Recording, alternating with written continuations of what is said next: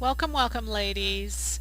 It is November 10th, 2014. It's a Monday night. It's 8 p.m. And it's not Central Daylight Time, it's Central Standard Time. CST. We all fell back and gained an hour. It's kind of fun. It's kind of fun until we lose the hour. Then that's not fun. I really like gaining those hours, though. Welcome, ladies. It's good to have you all here. Our format when we do these webcasts, for those of you who don't know, at the first 15 minutes we ask questions, answers. And I've kind of gone back and looked at some of them, and I'm a little better equipped to answer questions tonight because I've got a board and markers, and sometimes I just want to try to make it better. So anyway, if we can answer questions for you tonight, we're going to. The country is getting cold, so the good news about these webcasts is everybody gets to stay home and cuddle up and stay warm with a hot cup of joe, and you don't have to go anywhere. So it's pretty nice. Technology is sweet. So,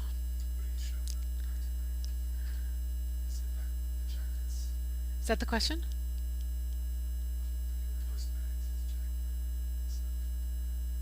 Oh, Max's jacket, the new one I made? The post it as opposed to, you mean like post on Facebook? Oh, I have it downstairs. We'll see. No, we can't. We'll figure it out. We'll figure it out. But yes, it's made. I love that jacket, by the way. Love that jacket. The fabric's all gone. It all sold out. We even had one lady who decided the print was too big for her and she sent it back, and I had another lady who was wanting it. Anyway, it all works. It always does. We have fabric coming in. It should be here any day from New York. It probably won't be here this week, next week. We'll probably get it up next week. We have a lot of new fabric coming from New York because you need new. You need new all the time. I think you need new. I think new is fun. There's some really beautiful things coming. So, but we have a lot of beautiful things. You're going to see I made these jackets tonight with all the fabric that we have. Everything's new tonight. Not everything, but most everything is new, and it's a lot of fun. It's a lot of fun for me to do these, by the way. Just so you know that, you guys. We just finished PBS. I got home Thursday night. I don't think Friday I could even move a muscle. I was exhausted. Anyway, and the webcast is tonight. And then Chicago, I go Thursday. We've got a sold out workshop, which is really exciting. And it's just busy. It's busy, busy, and it's all good. So who can complain? The pattern of the month is 1850. That's what we're going to talk about tonight, because we're going to make a whole bunch of fall jackets from one pattern. I told you I'm a big believer in getting used to that pattern and doing it over and over. So 1850 is the pattern we're going to use, which is this one. The specials that we have going, we have a few specials. Are Tips and Techniques 1, that ends tonight. That is because we've been putting up some things on YouTube, some welt pocket methods. We put 2 different welt pocket methods up, and you can see those, but they're also on the DVD. So if you prefer to watch them when you want to watch them, you can also trap. There's advantages and disadvantages of both. So we try to cover all of our bases. All right. Questions?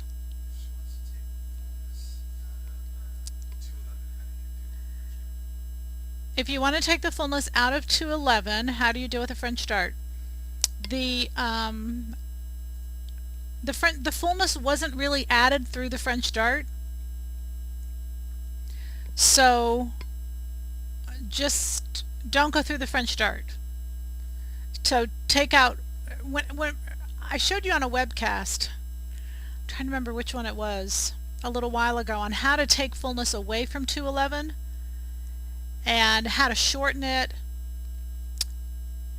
So I'm going to draw that. Can you guys follow me to the board here? Let's draw it for just a minute and see if you guys can see this as I draw it. I'm going to go this way, and we're trying to make this chart a little more visible. Let's see what happens. 211 has a front that kind of, let's say it goes like that, roughly. So when you're taking away fullness, you're going to be going here to pivot points. That's where you're going to overlap these areas. there wasn't any fullness added down and through here, so don't take it away. All right, easy enough. You really don't even have to go through that French dart.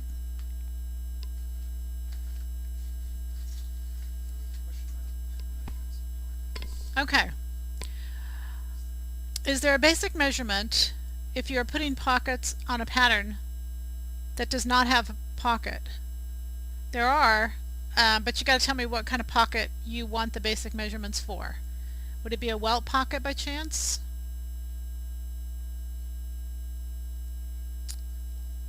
Okay, yeah, it'll take a minute. That's okay. And for, for those of you watching live, if you log in, you got to go through Ustream TV to log in.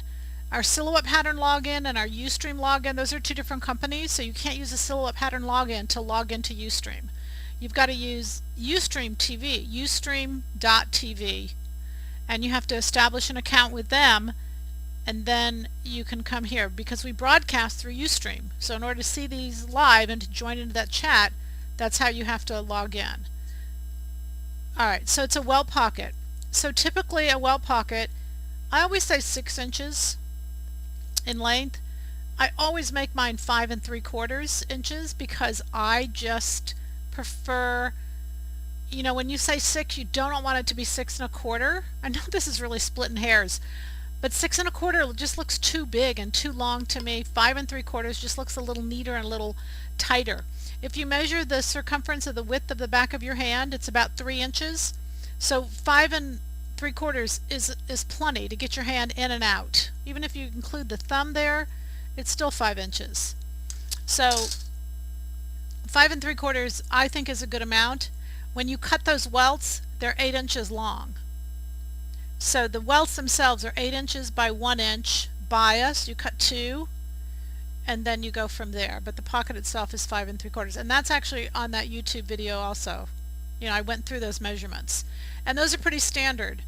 And then when we did the welt with the flap, which is what we're going to show here tonight on this particular jacket, I love that. That's a single welt. It's a single welt that folds up. And there are not really standards on that number. They vary by if it's a breast pocket or if it's a trench coat or if it's a, depending on the type of coat it is and where it is. Okay, so those are a little more versatile. But for a welt pocket, they're pretty standard. 5 3/4 is pretty standard. What pattern and fabric for a cute jacket? For a cute jacket? I don't have a plaid fleece. I don't buy fleece. I don't buy fleece because, I don't know, to me, doesn't Joann's have just a ton of fleece? Maybe I'm missing something, but they have so much that I think, unless I'm misunderstanding something. Anyway, so I don't buy fleece really. And what cute jacket is jacket number 1850? I'm going to show you all kinds of cute jackets from 1850. That's what I would recommend. Okay. Will you be carrying dress forms anytime soon? Yes, possibly. We're still, I bug these guys on a weekly basis. How about now? How about now? They simply don't want to do custom dress forms, but they're so good at it. I tell them they have an obligation to the sewing community to do dress forms. They don't agree. They're very labor intensive. They're a lot of work, and they don't charge a lot for what they do. And remember when we did it last time, or those of you who, we did it a couple times, and the wait time was like 3 months. But nobody minds waiting because the dress forms are so outstanding when you get them. But they did say possibly around Thanksgiving, so just watch your email. A lot of people keep emailing me directly. Don't email me directly. When it's out, we'll put notice out. You can always check the front page. We'll have it on the front page. And we'll probably have like a 2-week window of when we're going to do them. And if we don't do it by Thanksgiving, they probably won't do it. I mean, they just get too busy with the holidays and everything. We're trying, but it's their decision. We're bugging them plenty, trust me. How much from the side seam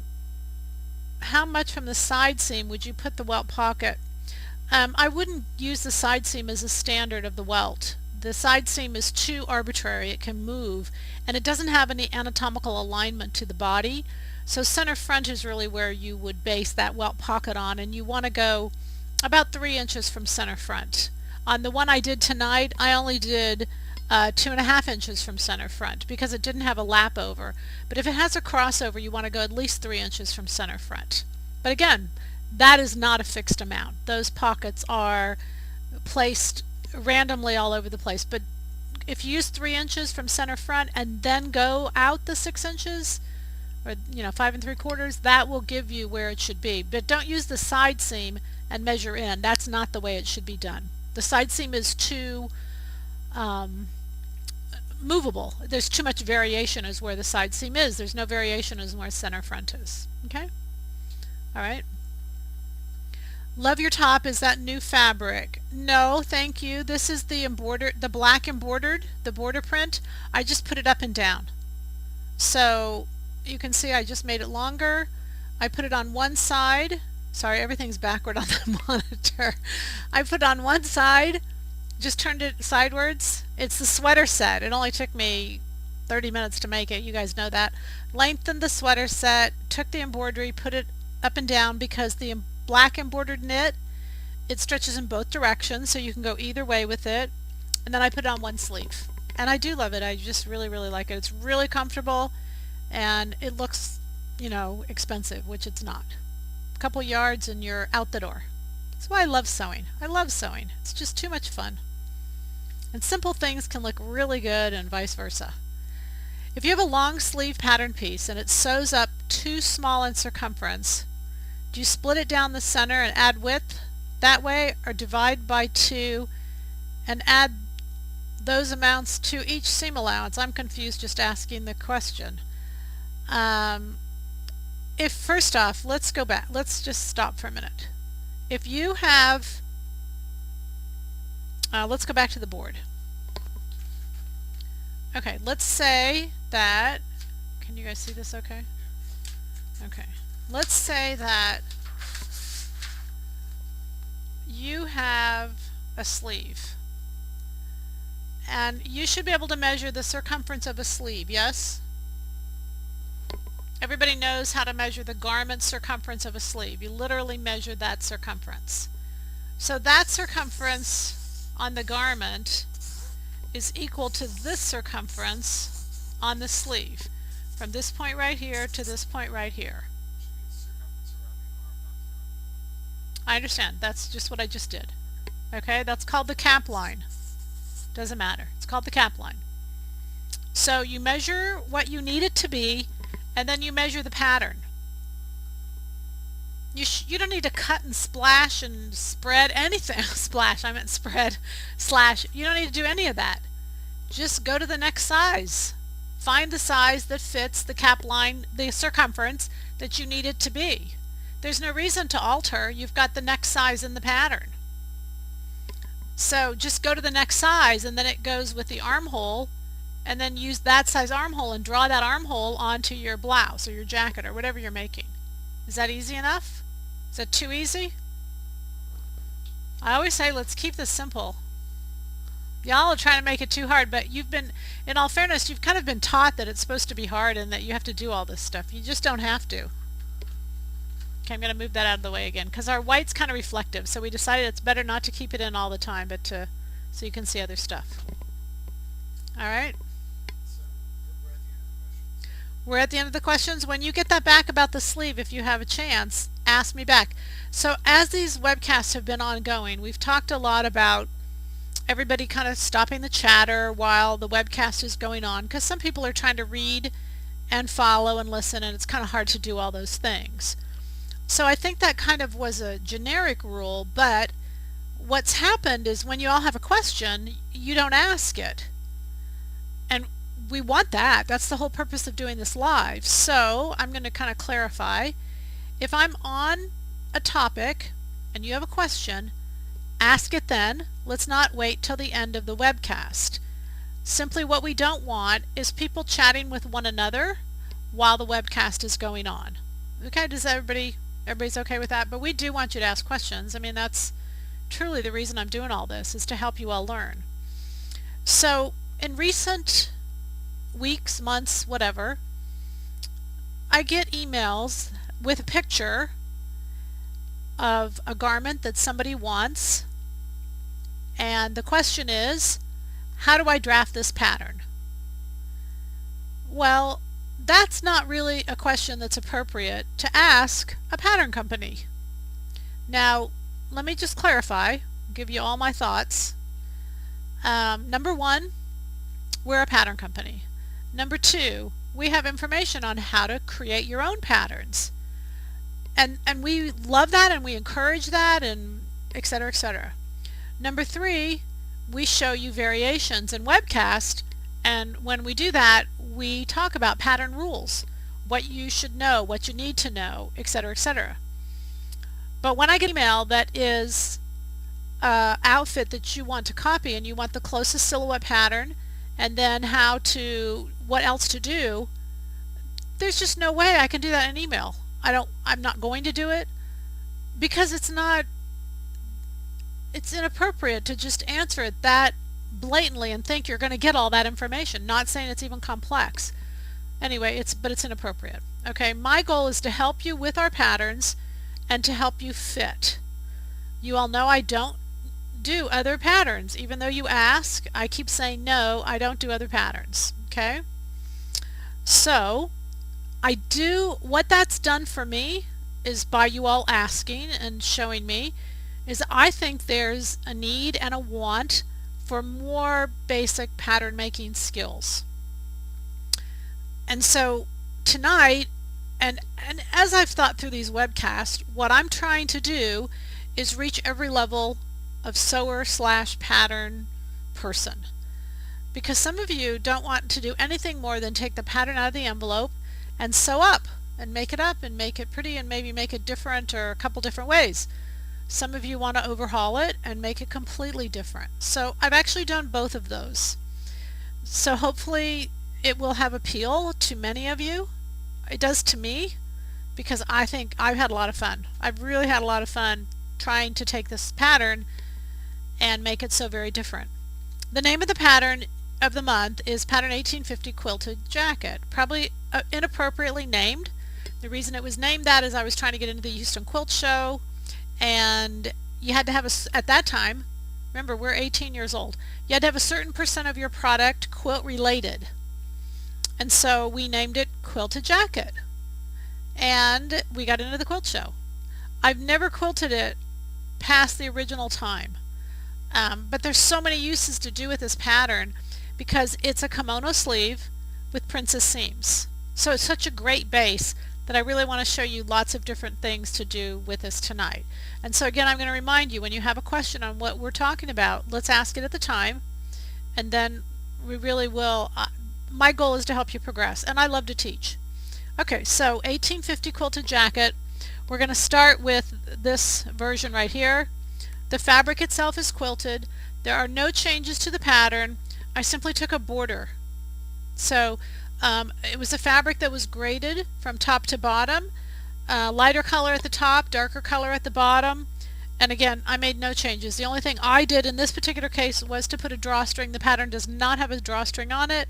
I put a drawstring inside and, a little thing inside.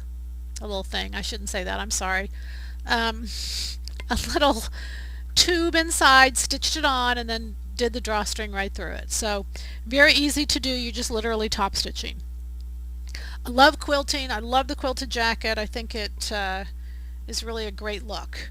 For fall, that quilted jacket is, again, a great look. So keep in mind, and I say this kind of often to remind you, a pattern doesn't have season. A pattern is seasonless.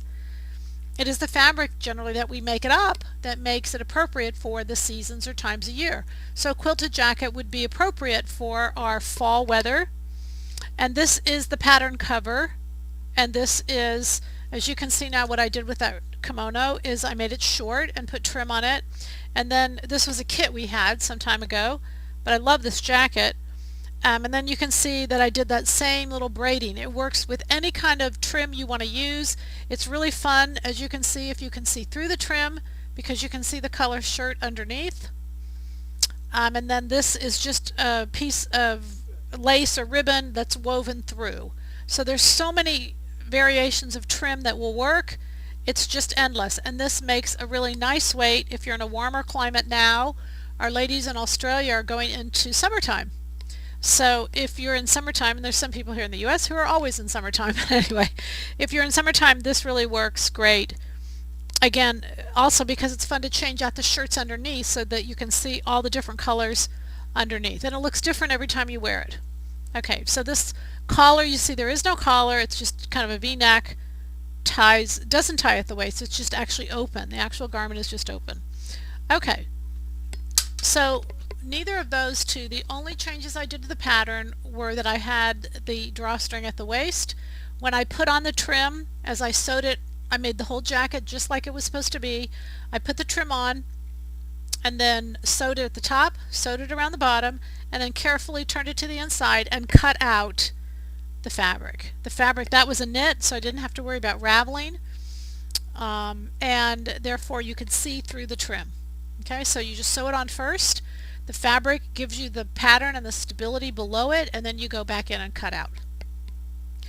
Okay, so the next, I did this one right here, and the only changes I made to the pattern were that I shortened it. Other than that, I didn't do any changes to the pattern. Now this fabric we have, this is that gray holy, we're looking up the number, gray holy something. And what I love about this fabric is, again, that you can change out what's underneath it and give yourself lots of different options, and I just want to make sure I can see that. So all I did was cut the jacket. I cut it about 8 inches shorter than the pattern. That number would vary a little bit depending on what you all do, but you can see that what I did is I used 4 separating zippers. So the separating zippers start here and they end down at the bottom, and I had seen this jacket in Saks, and what's cool about it is you can unzip all these zippers at different lengths and the jacket just kind of swings. So again, I didn't do anything different to the pattern. I love this jacket. It's just really, really cute. The only thing I did different on the sleeve is I rolled it. Every time you do this fabric, you're going to find that I can kind of consider the fabric I'm using to determine how I'm going to finish the seams, the sleeves, etc., etc. So because this particular fabric, this gray holy charcoal holy, it's a cotton poly knit, it's really fun to work with. Both sides are really, one side is definitely the wrong side, but you can't see that unless you're like right on it. So it really works well to roll the sleeve up, so I went ahead and cut it the regular length and then gave it a couple rolls. If you don't like that, you know, you can turn it up and hem it and then give it a couple rolls, and so your rolls will be the right side. You could do that. But in this particular case, again, I didn't make any pattern changes other than to cut it shorter. And then I sewed it the exact same way, except once I had the front done and once I had the side pieces done, because you actually construct the front and the back together and then you add in the sides. So once I went to add in the sides, I simply turned the seam allowances under and then just top stitch the zipper in place. And I started with the top of the separating zipper up here and top stitch down to the bottom. And so you're going to use 4 zippers, 1, 2, 3, 4, but all of the ends are here. So I could zip off this whole entire side, not that I would, and if you look at the very top of that, I don't know how well we can see, but there's a little bit of a hole right there where those 2 separating zippers don't quite meet. I didn't even try to get them to meet. I knew that if there was a little hole there, that it would still be intact and there would be a little peekaboo there, and when you're wearing a shirt under it, that color comes through on that little peekaboo. So the 2 separating zippers end here, but then they zip all the way down this way and all the way down this way. And again, I did this by just simply turning the seam allowance under and top stitching that zipper into place. I did not use a zipper foot because I think I use Teflon foot. I use a Teflon foot. You can manipulate your needle to where it's almost to the edge, just like a zipper foot, but that Teflon foot is going to help you move it so much easier. We okay with that? And this is this is actually the fabric. I'm going to hold this up. I love this jacket. It's just, it has a really fun, very young, swingy feel to it. It's very contemporary. I didn't do anything to the fabric. It's a cotton knit, cotton poly, and I wanted that really light knit. You just see there's holes all over the place. So whenever you have a fabric like this that has holes all over it, you really, to me, I didn't want to change the fabric. It was perfect and beautiful. And this jacket's perfect for it because there's no linings, there's no facings, and so it really shows the holes, and it just really brings out the beauty of that fabric. So cute on. It's just really, really fun. Okay, so we okay with that? All right. Then I'm going to go to this red one, and I'm going to bring it over here for a minute. And you guys know I shop, and you guys know I shop a lot. So what's better than to marry fashion, to marry fabric and pattern together? What's really popular now for fall 2014, is longer sweater jackets. They're wonderful to travel in. They're great to wear. We've got some beautiful fabrics that you can do this with. And so I chose this red black sweater knit. I absolutely love this fabric if you haven't figured that out by now. So this is 1850. The only pattern changes I did here were to take the rib, this is the selvage, and that selvage looks like you knitted this silly thing when you can just cut it off, and all I did was cut along the edge 3/8 of an inch from the edge of the trim, and I just went all the way around the neck with it. Now you can piece it, and you can't even see if you pieced it, so don't worry, you don't have to have 15 yards of it. Just cut off, just save whatever you have, and then you can just piece it as you go. So I pieced it back at the center back and lined that up to center back, and that was it. Okay, so that just a band all the way around the front. I lengthened it. I added about 6 inches because I really wanted it to be closer to my knee than I did below my rear. I wanted to wear with leggings. I wanted it long. I wanted to be able to just throw it on top of everything like with a long sleeve shirt, which is what I have underneath it. I love this because, I love this type of thing because it's not freezing cold. I just want another layer under a coat, or just another layer to kind of keep warm, and these type of things are perfect for that. Alright, then I added the pocket, and the pocket, I think you can see, is at an angle. It's just a round pocket. Again, I used that number 6 to measure how long this should be, and then instead of doing them straight up, I tilted them at an angle because when I went to put my hands in there, it just went in so much easier.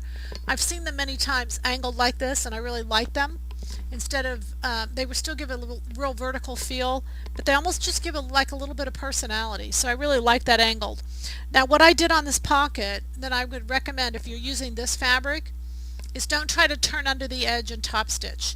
I just serged all around the edge of the pocket and literally just put it on flat, and I stitched right on the edge of the pocket, so it's very flat.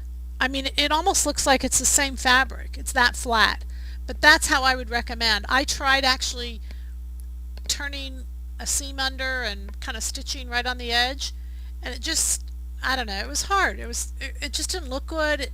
The machine didn't. Anyway, this is what I came up with, and I really liked it, and it's real simple and real easy to do. The pocket is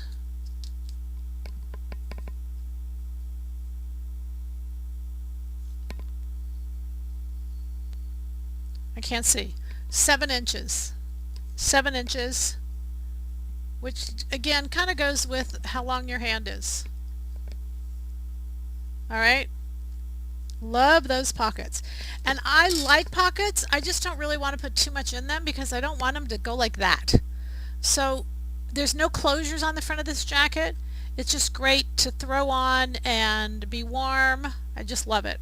On the back I did one change that I really like. It's not a pattern change, it's just simply a sewing change, and it was just to give it a little bit of I don't know, to give it more like a little sweater feel. This is the same as the back of Robin's jacket, 1750, and so I measured from side seam to side seam, and it was about 20 inches 19 inches, something like that, and I used about 14 inches of elastic.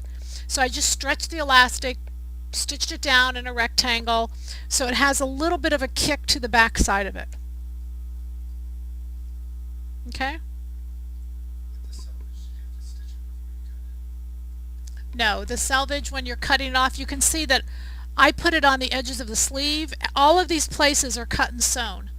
So I did the selvage around the neck, around the sleeves. I actually did it all the way around the bottom. I'm not sure if you can see it or not. But I took it all the way around the bottom as well. And then, of course, the pockets, I didn't have to stitch that on because I just used the edge of the pocket. But in every place, no, it doesn't, it's a sweater knit, but it doesn't run that fast. Just cut the seam allowance away and you can sew it in place. Like I said, very, very easy to do, real easy to work with. The fabric's really easy to work with. I think that it always pleases me when I'm selling a fabric and I work with it and just knowing how beautifully it goes together and how easy it goes together. I mean, that always makes me really happy, just knowing that you're not going to have a hard time when you get it. The fun thing about this jacket, I think, is just placement. Even though it's a sweater knit and it's ribbed, there's just so many cool places where you can place the front and the side to really get whatever effect you want. But I would probably, with the trim, maybe buy a little extra just so you can get that placement that you need or that you want. Okay, any questions on that? I like this jacket. I think it's adorable.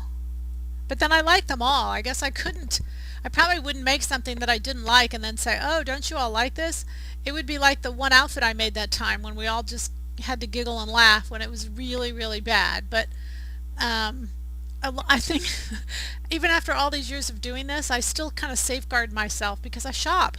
And when I see something I like, then I just have to duplicate it. So I think that's probably my insecurities that have me continuing to shop because I can copy really well. And sometimes when I create things, I don't necessarily create them as well as I would like to believe. I'm definitely not a designer. How's that? All right, so now we're going to step it up a little bit and we're going to start to make changes to the pattern. So, is that all right?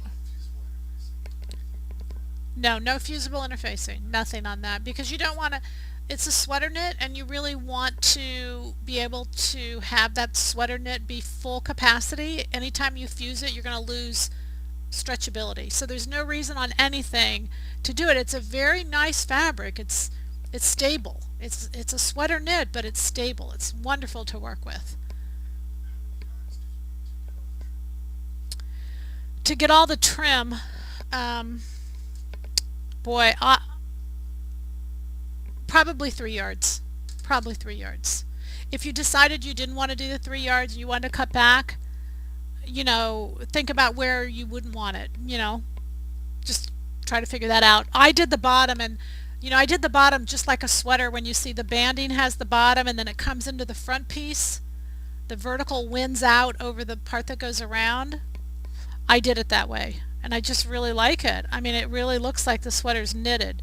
So I'm just going to show you that. So the horizontal band goes this way just to the front and then the front band comes all the way down. I think you can see that. Okay. Anyway, all right, so I want to show you another jacket that I did. This is 1850 also. I just love this jacket. Love this jacket. It is just it's so cute. I mean, and I don't mean to like say, oh, look what I did. It's not at all. I just really, really like it.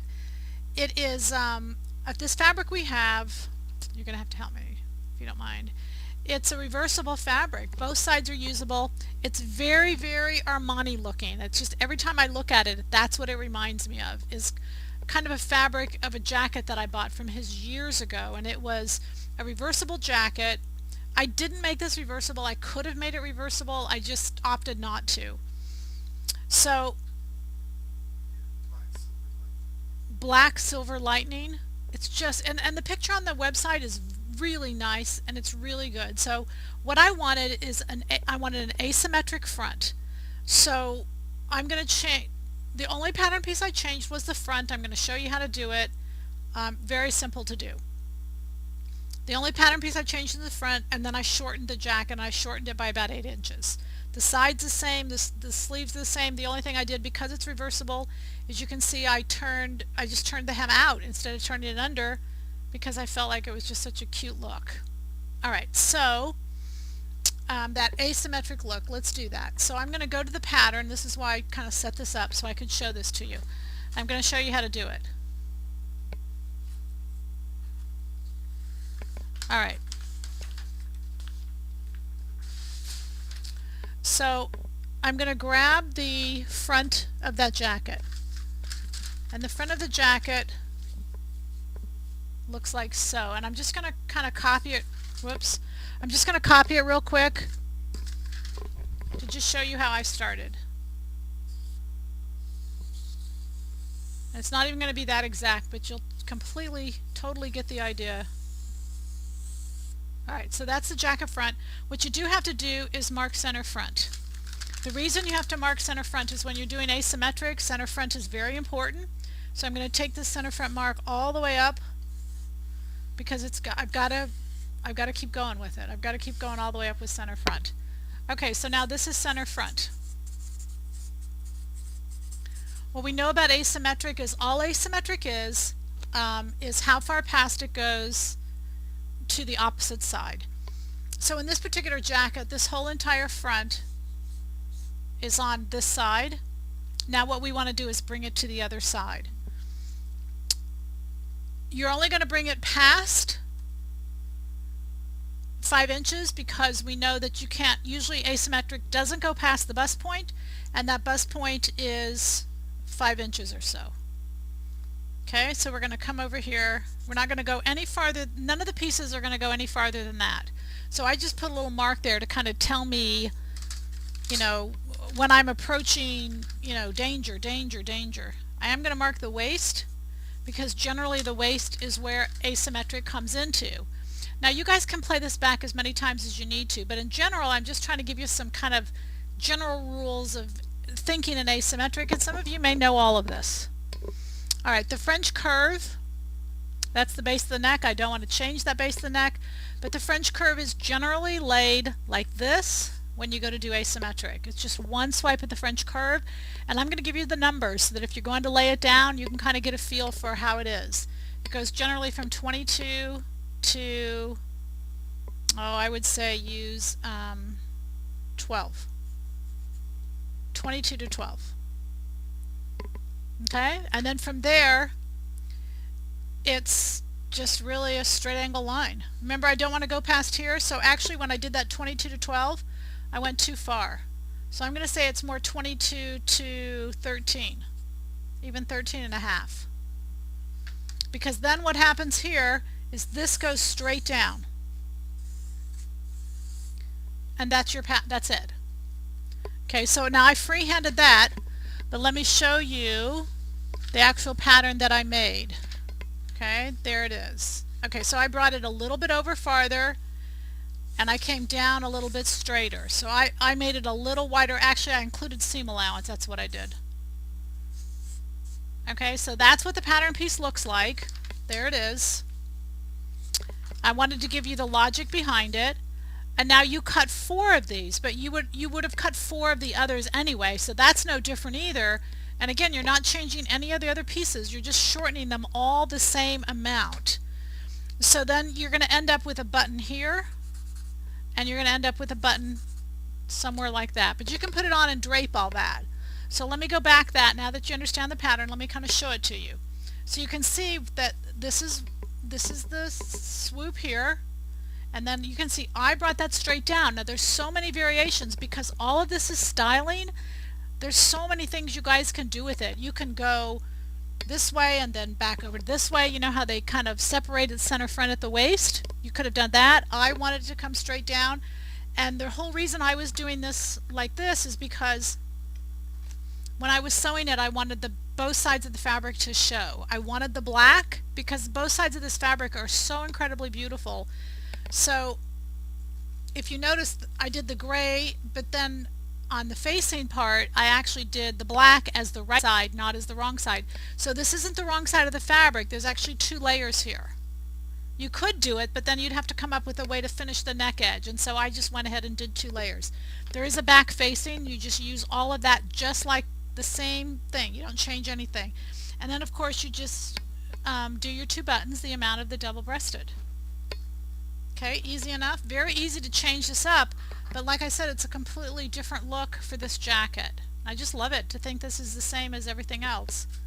I think it's incredible. And you guys could know lots of different fabrics, lots of different things. If you want to add a collar just comes in and goes right around here. I didn't do that. All right. And again, the only reason I didn't do it is because I just really wanted that asymmetric no collar look. I love the look, and I think it's really a great casual. It's great with jeans. It's just a really nice, it's a jacket and it's nice, but it's still real casual. All right, any questions on that? Okay, so now we're going to take it up another notch, one more notch, okay? And remember, you guys can decide how much you want to do or how much you don't want to do. So this is, let me bring this jacket over. I'm going to I should name all these, you know that? All right, can we see that? Or should I turn to the other side? It's okay? Okay, so what I did with this one is this one actually has a shawl collar. So I'm going to show you how to draft the shawl collar, and then you can decide if you want it or not. The other changes I made is I put the welts, and this is a single welt. This is the newest DVD we put on YouTube, how to do this. I just did it in leather. Leather has a really nice pop to it, and so I did it, you know, all I had to have is 2 tiny little black leather scraps, and I went ahead, and then the closure is, we have the closure online. This is called the black and white specs. Black and white speckled fabric, I think is what it's called. But this is a great fabric. What I wanted with this jacket was this fabric is, it's wonderful. It's like a sweater. It's a sweater, but not like the red. It's different in that it is, I don't know, it's really soft and really drapey, and it's fitted. It's really nice. The advantage of using this princess seam, the 1850 as the base, is because it has those princess seams, and I can get the fit to be anything I want it to be because I have those seams. So it's a really nice base, and then I can just add collars. I can change the front asymmetric. I can do a lot with it. It is a kimono sleeve. I am going to show you how, if you want to do a set-in sleeve. I'm not going to do it just yet. I want to do this one first. But then if you want to, you could do a set-in sleeve, and I'll talk about how to do that. Alright, so in this case now, again, we're going to show you how to draft the shawl collar. Okay, this is a really popular look out there for winter. It's kind of a sweatery coat. It's a shawl collar, and it's a little bit longer. So I cut this about 6 inches longer than the pattern. Just decide how long you want to do it, and then go from there. Alright, so let's create that shawl collar. Alright, so I'm going to start again with my front. Actually, I'm going to go back a page here for just a minute, because the first thing I have to do, even before I start with the front, is I've got to get myself a collar. So if you look at the back, and I know that the French curve lays down in this position in the back, and I count how many inches this is. I don't want seam allowance. I want it without. So every size is going to differ a little bit. It's not going to be numbers that are going to work across the board, but I'll give you the logic as how to do it. Alright, so this is 3 3/4 inches. 3 3/4 inches. Then I'm going to draw a line that is 3 3/4 inches. And I'm just going to go ahead and use this side of this paper. I'm going to use the lines that are on the paper. At the shoulder seam, I always put a notch. That's just, the notch is where it aligns to the shoulder seam, and it's nice to just be able to align that up. The front of this particular jacket, because it's a V-neck, I can't measure the neck edge. So I'm just going to use a number as 6 is the only thing I'm going to worry about. So I'm going to make it 6 inches. Most collars in the front are 5, 6, something along those lines. I'm going to use 6. It wouldn't make that much difference, and I'll explain to you why. Okay, then when you talk about how wide, most collars out there are 3 inches. This is what's called a full roll collar. It comes up and covers itself completely. So this is 3 inches as well. And if you notice, it becomes a rectangle. Alright, so that's my collar, and I'm going to cut out that rectangle. Then I'm going to go to the next page.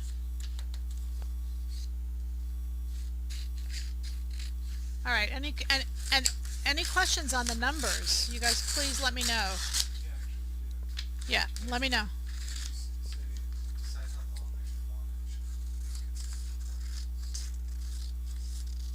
Oh, how long you want your jacket? Should you consider proportions? Yes. The jackets are, right now, these longer jackets are about 3 to 1. So that means that if you measure from your shoulder to your knee and divide by 4, the jacket should be 3 of those. So instance, I'm 5'8", I'm 40 inches from my shoulder to my knee. So this jacket is 30 inches. So what I did is from the edge of the shoulder, I measured how long it already was and then figured out how much to add to make it 30 inches. Don't forget your hem. And so it's a great length. If you decide you don't want it, and it's kind of halfway between your crotch and your knee. If you decide you don't want it that long, then you want to come up to below your bum, which is usually a 2 to 1. So you can just play with those numbers and decide how you want it to be. Okay? Okay, so now I've got my collar. And when you make the shawl collar, the definition of a shawl collar is the collar is just part of the front. So the shawl collar always has a seam at center back, and you can see that I can open this up, and this is all one piece. The collars, there's nothing separate, nothing's been sewn on, it's all one piece, and then it just rolls back. So this is a great fabric for the shawl collar. I don't want anything that's a stripe for a shawl collar. I want, polka dots are perfect. And what you do have to decide when you're styling is how wide I want this. Now what I had done is I had gone and measured something, and I knew it was about 10 inches from the armhole to the edge of here.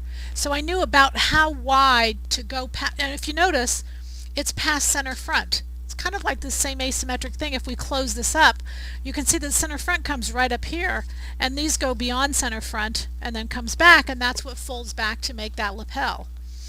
Okay, so then I'm going to go again with drawing this front on, and again, you don't have to do the whole thing, and it doesn't have to be perfect, but you've got to use the front as the base because that's what you're going to put your collar on. Sorry about this, you guys. I got lots going on back here. Alright.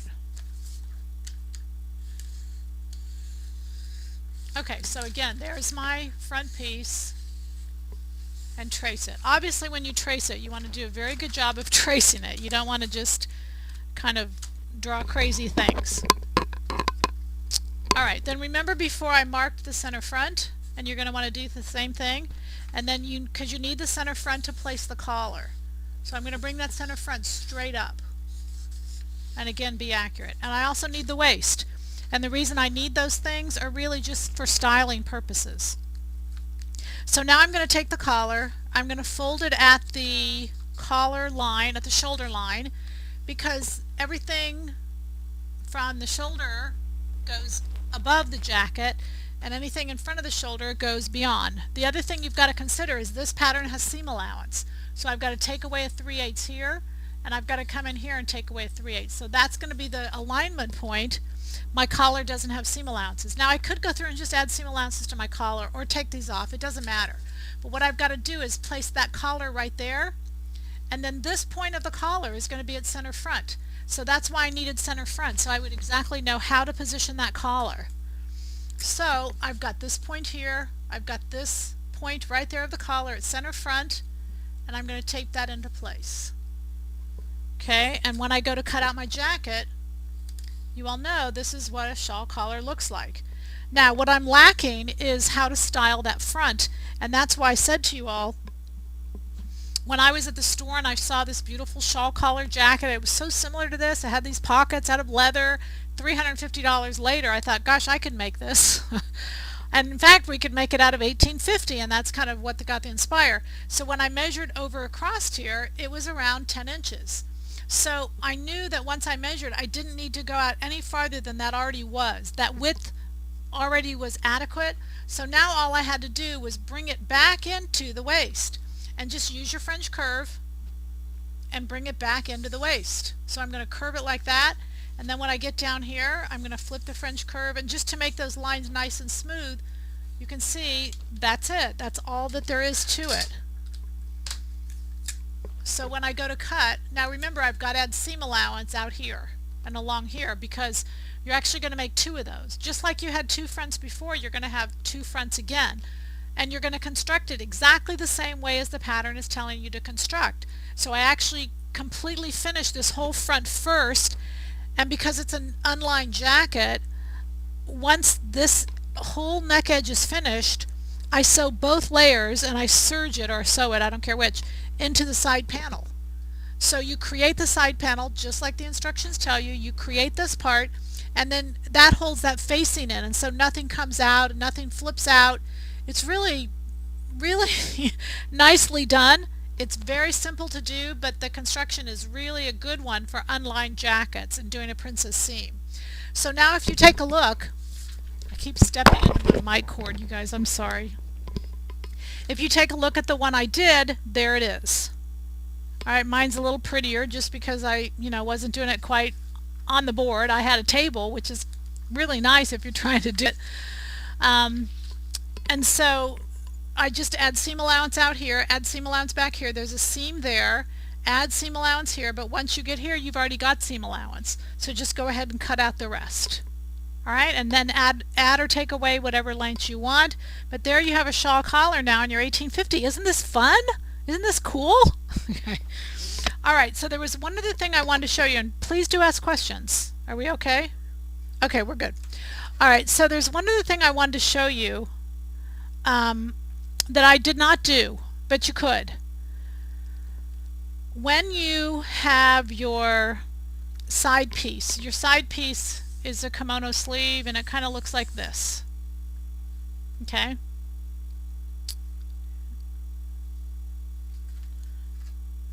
It's always about time 9 o'clock when things are falling everywhere and I can't even move. So I know it's about 9 o'clock because I cannot move one more inch anywhere. Alright, so this is how this side piece looks. If you decide you want to take away the raglan and put a set-in sleeve, this is really easy to do. You put the jacket on, go ahead and cut it with a real short raglan, because you don't know exactly where to cut. Or you might not cut it with a raglan, but at least do some kind of mock-up. And then usually the shoulder seam is going to run right about here, and you already know your side seam is here. So as soon as you have those 2 points, I can come in with my armhole templates, and I can put them here, and I can put them here. Now what may have to happen is this may have to go up, so that when I put my armhole template, I'll be able to connect them. But that armhole template with the sleeve, now I was going to do a woven body with knit sleeves, so then I would use my t-shirt armhole. If you want to do something with woven fabric, do a blouse armhole. So different fabrics or different looks are going to create different armholes and different sleeves for you. There's not one right answer to everything. You can have a myriad of answers that would really work on many different levels. So just decide what your fabric is conducive for, what you're going to wear it over, which armhole you need, and then just literally draw from here to there and set in your sleeves. And that's it. So I could have a princess seam shawl.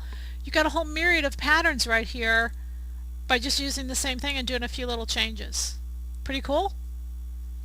Alright, so we're bingo right on time. I've left a few minutes to answer questions. We've got to have a trivia question. How are we doing?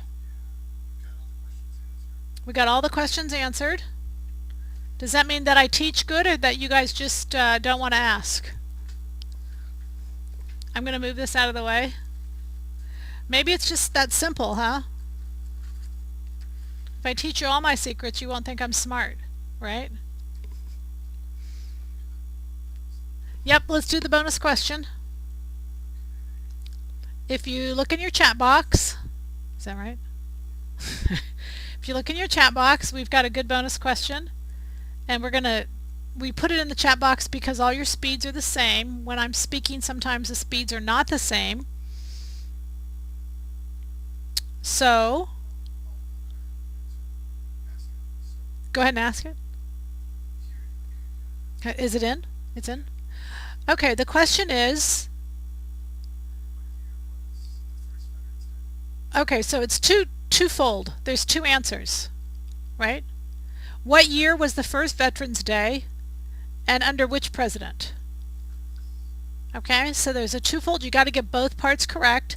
What year was the first Veterans Day, and under which president? We do? You couldn't have been alive.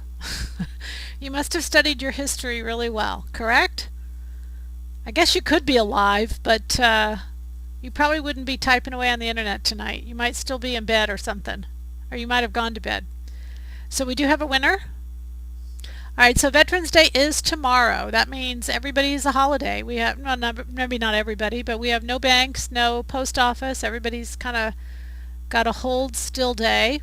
Veterans Day was in 1918. Not the first one, but 1918, November 11th, 1918 marked the end of World War I.